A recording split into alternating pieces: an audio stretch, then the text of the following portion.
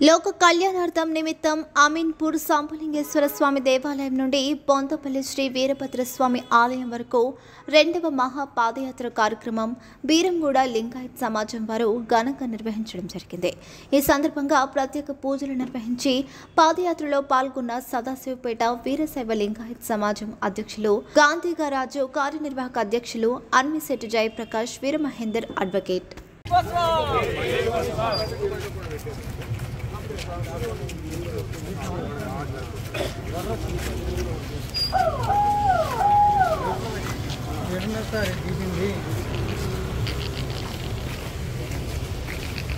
ఈరోజు వీరశైవ లింగ సమాజం బీరగూడ వారి ఆధ్వర్యంలో కూడా ఈ విశ్వశాంతి కొరకై మహాపాదయాత్ర కార్తీక మాసాన్ని పురస్కరించుకొని ఈరోజు ఇక్కడ శంభులింగేశ్వర దేవాలయం నుండి గణేష్ గడ్డ వరకు జరుగుతుంది.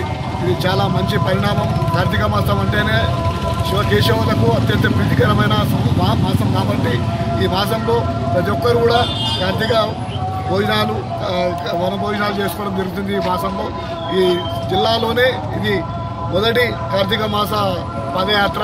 రేపు రెండవది సదాశివపేట నుండి తంగడపల్లి వరకు జిల్లా ఆధ్వర్యంలో కూడా అదొక పాదయాత్ర కూడా చేయడం జరుగుతుంది.